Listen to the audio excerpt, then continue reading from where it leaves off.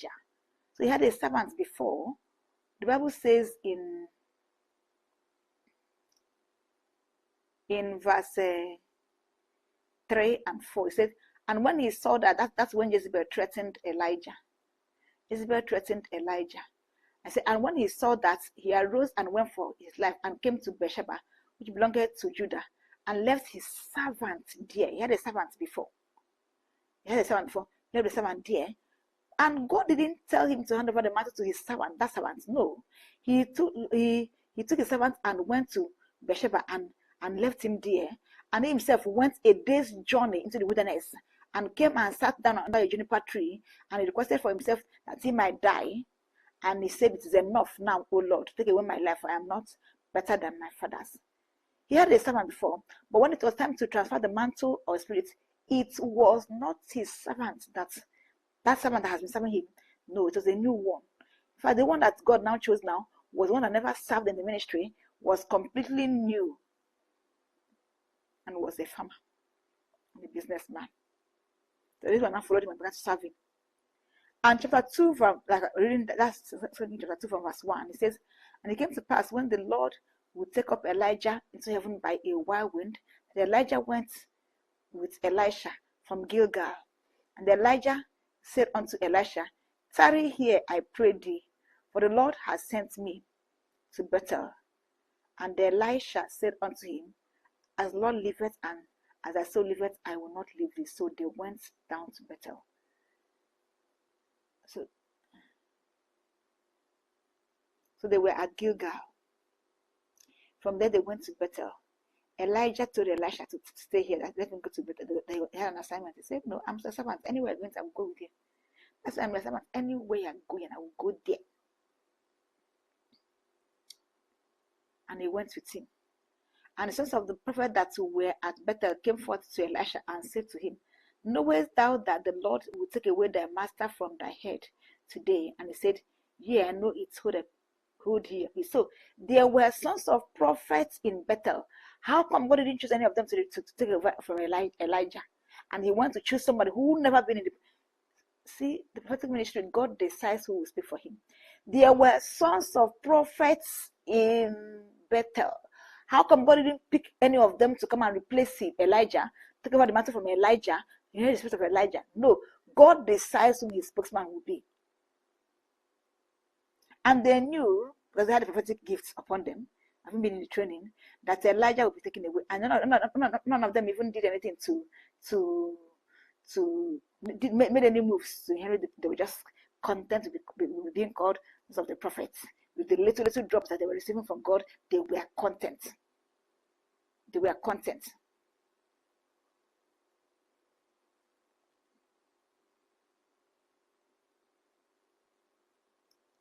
And they told Elisha, don't you know someone will be also taken away from you? See, you're not living with us. If you're living with us, all of us, even when he goes, we now. But you see, you're on your own. No, you went to serve that man that is very, very, very tempered, and now that he'll be taken away from you, what next do you have? He said, hold a peace. What's his name again? Job will call them physicians of no value, forgers of lies. I don't need your empathy, your sympathy. No way is that a master. He's not a master, but he came to encourage all of you. He was on his last journey before his exit. We're now going to check the different camps of sons of prophets where they were, to encourage them before his final departure. And none of them was interested in taking the mantle. Nowhere is doubt that the Lord will take away the master from thy head today. So we have no covering.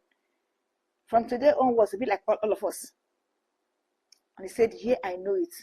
Hold thy peace. And Elijah said unto Elisha, and Elijah said unto him, tarry here now, so that you didn't want to stay in my house, because in Gilgal where I was staying, I told you to stay in my house, to stay where I was. He said no.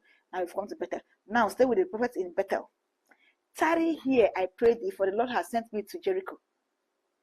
And he said, as the Lord liveth, and as thy soul liveth, I will not leave thee. So they came to Jericho. So he followed him to the end, served him to the end.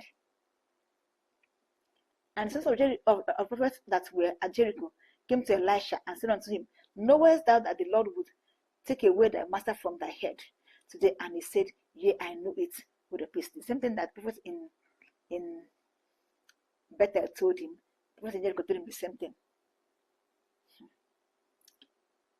You see? So there were prophets everywhere, but none of them inherited the mantle.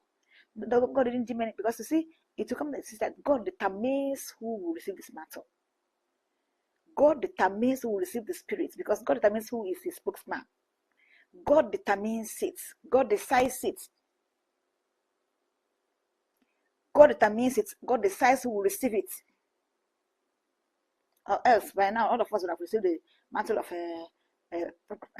Papa Deboye, Papa Wedebo, Papa, all the men of most, Papa Benny Hinn, Papa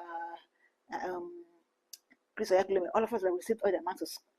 But it's not how you wish. It is God that determines who receives it. Prophets were in Jericho. Prophets were in Bethel. And God didn't, and they're going to call somebody else who had not been in the ministry at all. God decides who speaks for him. God decides who speaks for him. And Elijah said unto him, tarry, I pray thee, dear, for the Lord has sent me to Jordan. And he said, as the Lord liveth, and as thy soul liveth, I will not leave thee. And they two went on. So they came out, and they started going together. And 50 men of the sons of the prophet, so up to 50 people were there, stood to view afar off. They stood to watch what will happen to Elisha. He didn't come to join us. He was in servant to Elijah. Let's see his end now. If you come say we put him on his what do you call it? We put him on his where he belongs. See, you start from where the day he entered. He won't, even though he has served our master Elijah for 15, 16, 17 years. No, but when it comes to start from the beginning, because we are now in charge. If Elijah dies, we'll be in charge. And they stood to watch what was going to be the outcome. None of them said let them go. So none of them said let them see how Elijah was going to be translated. But they knew that it would be translated. They even knew it. Elijah also knew it, because he already said there's some deposits of the prophetic. Small. That was why he knew. And which time they told him, he told them, keep quiet, I know it. With the please. I'm not telling me something new, I also know it. That's why if he said, I will serve him to the end and I will receive it. I will serve him to the end and I will receive it.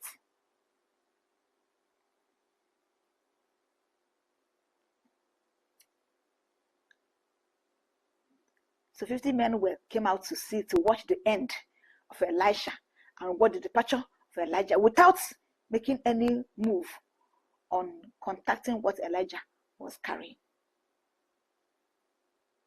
And Elijah took his mantle and wrapped it together and smote the waters, and they were divided hither and thither, so that they too went over on dry ground.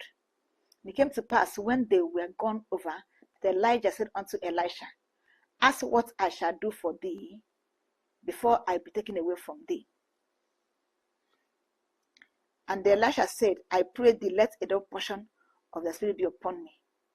Elisha prayed. Elijah said, now you have followed me this far. Followed me to the end. Followed me to the end of the journey.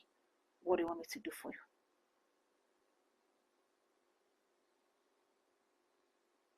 Before I be taken away. So Elijah knew he was going to be taken away, and he was telling this man to stay there. Was he trying to prove him? Was he trying to test him whether he was worthy of the mantle? Was he trying to prove him? Was he trying to test him? Or was he just being the normal hard man Elijah was? Man that could recruit 100 soldiers plus the 2 captains, 102 people at once. Kill 400 prophets of Baal in one day. It was a fiery prophet. He said, ask what I shall do for thee before I be taken away from thee. So he knew he would be taken away. But he didn't officially tell his servant who was serving him faithfully. He just was trying to deceive him to stay here. That God sent me an errand. And looking for the man, God had already given me an expo, a hint on the end of his master. And he was following to the end. To be able to get to what he sacrificed. He left his business. Sacrificed his business. It won't be like these other people that just maybe entered ministry. He said, the price you pay in ministry, there's a price you pay in ministry, you won't be stupid. You can't afford to be stupid. So what happened to all the price you paid before? Elisha said, so that's how all I labored for. I left my business and everything. I killed a pair of oxen, and then I roasted it, and people said, how will I go back to tell them that I'm back again? I'm back again to what I said. I said, I God called me, I'm back again. How will I tell them I'm back again? The way Peter said, let us go back to fishing. Seeing that it's no longer working, let's go back to fishing. Elisha said, I will not go back to fishing. I will not go back. We must walk. It must work. I couldn't have wasted all these years. But Peter didn't lose much. Actually, it was only 3 years. This man spent almost 16, 17 years. Peter just spent 3 years. I said, well, they're not 3 years. Those of us that me. So sometimes I would listen to that woman that said she spent 4 years and she was crying. When you remember all the years you have spent, and remember the price is paid for all the years you have spent, you will receive wisdom. Not allow the things of God to slip in your hand. Peter said, I'm going back at fishing. Elisha said, I'm not going back at fishing. I'm not going back at fishing. No, I'm not going back to my oxen. I'm going back. That's the pattern which I left my oxen to receive. I will receive it. And Elisha said, I'm not content with just serving you. Let a double portion of thy silver be upon me. Let the portion of your firstborn, let me inherit your mantle. He said, let me inherit your mantle. Let me inherit your spirit. And he said, thou hast asked a hard thing. What ask is difficult, but there's a price for everything. Everything that happens, there's a price for it. Nevertheless, I have a price. If you pay it, you can receive it. If thou